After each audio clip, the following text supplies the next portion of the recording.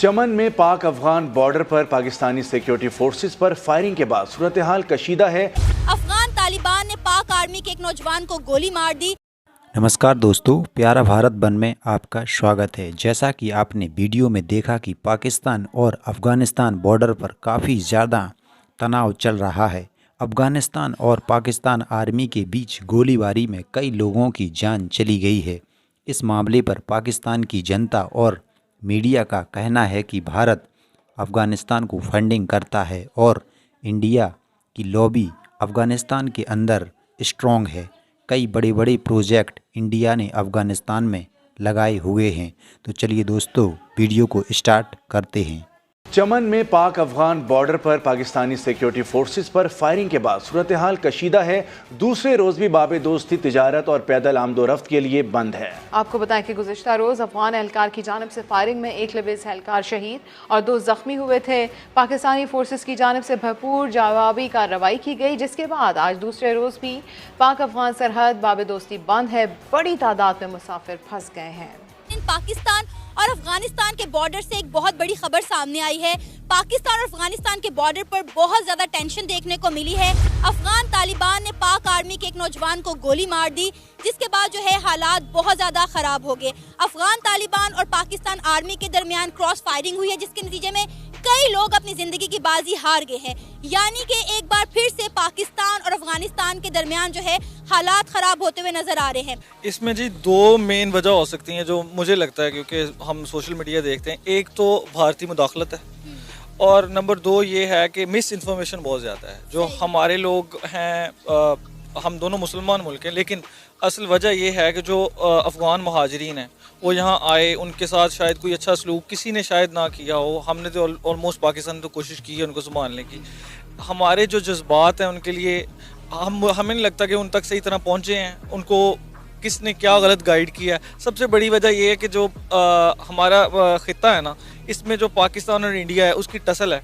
उसके रिज़ल्ट में पाकिस्तान की कहीं से बनती है, कहीं से नहीं बनती। अब इंडिया का बड़ा ज़ोर लगा हुआ है कि अफ़गानिस्तान जो है उनकी पाकिस्तान के साथ ना बने, इसलिए वो फंडिंग भी करता है डिफरेंट चीज़ों के लिए। और उसके बाद उसने अफ़गानिस्तान में बहुत रोड्स ये वो अब देखें तो बड़े प्रोजेक्ट्स हैं जो इंडिया ने लगाए हैं। लेकिन अब इसके बरक्स अब पाकिस्तान पे आ जाएं तो पाकिस्तान पे ये भी एक इल्ज़ाम है जो कि अफ़गानिस्तान के लोग लगाते हैं कि इन्होंने अमेरिका को सपोर्ट किया था, जो कि 9/11 के बाद जो जंग हुई थी उसमें। अब मसला ये है कि जो मिस इन्फॉर्मेशन है ना उसकी वजह से, क्योंकि यह हाइब्रिड वॉर आजकल चलती है, आजकल ये मिस कोल्ड वॉर है, और ये कि इसकी वजह से ये होता है कि लोगों के अंदर जज्बात होते हैं वैसे ही। और नंबर 1 ये है कि जो अफ़गान तालिबान है ना, अब वो कोई ऑर्गेनाइज्ड फोर्स नहीं है। अब उनके साथ आप एज अ कंट्री अफ़गानिस्तान अभी स्टेबल भी नहीं है। आप कभी भी कोई भी दुश्मन आके अंदर मुदाखलत करे तो वो उनको लगे कि जी ये पाकिस्तान की तरफ से हुआ है और करवाया किसी और ने हो, फॉर एग्जांपल राय करवा रही हो, तो उससे बड़े मामला ख़राब हो जाते हैं, जो कि असल बात लोगों तक पहुंच ही नहीं पाती। अच्छा, कहा जा रहा है कि 2021 के बाद से, जब से तालिबान काबिज हुए अफगानिस्तान पर, तब से पाकिस्तान और अफगानिस्तान के दरमियान जो है हालात ख़राब हुए हैं। तब से ही कुछ ऐसी चीज़ें सामने आ रही हैं जिसकी वजह से दोनों के दरमियान जो है मामला ख़राब हुए। शायद पाकिस्तान नहीं चाहता था कि अफगानिस्तान पर तालिबान हुकूमत आए।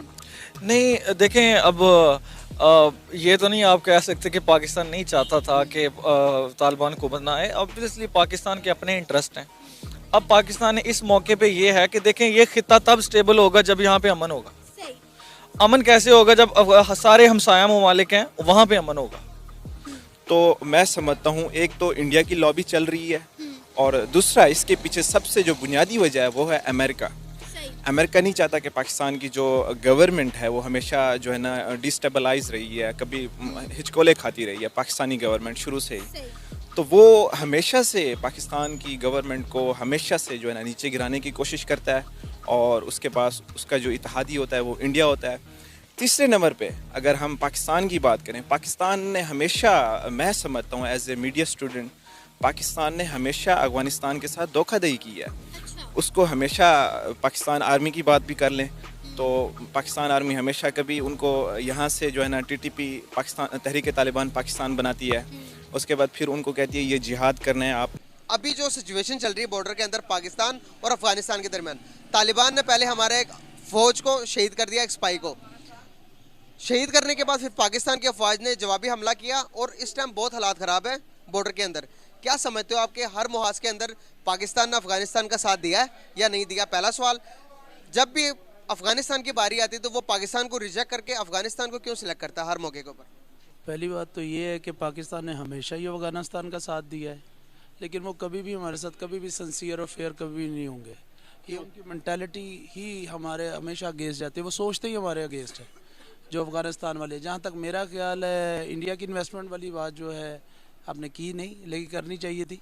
वो ये थी कि इंडिया की इन्वेस्टमेंट तो हमेशा से अफगानिस्तान में होती है और उनका झुकाव भी सारा इंडिया की तरफ होता है, पाकिस्तान की तरफ कभी भी नहीं होता। आपके मुल्क के अंदर 37-38 लाख अफगानी हैं जो ऑलरेडी यहाँ पे हैं, ठीक है। वो आपके साथ कब सिंसियर है? वो कभी भी नहीं है। वो को नेशनलिटी दी हुई है, सारा कुछ है। बिल्कुल, आप अगर देखें तो पूरी दुनिया के अंदर सबसे ज़्यादा जो पॉलिटिकल स्टे है वो पाकिस्तान ने दिया हुआ है। मैं जर्मन, फ्रांस, स्वीडन, डेनमार्क, बड़ी दुनिया घूम के आया हूँ, इंग्लैंड भी देखा है। इतने पॉलिटिकल स्टे किसी कंट्री में नहीं है जितना पाकिस्तान में है। उन्होंने बंगालियों को भी दिए हुए हैं, हिंदुओं को भी दिए हुए हैं, अफगानियों को भी दिया। अफगानी तो सबसे ज़्यादा है, लेकिन आपको आगे रिजल्ट क्या मिलता है? कुछ भी नहीं। जहाँ ज़रा सी बात आती है, आप क्रिकेट ही देख लें, मैच में क्या हुआ।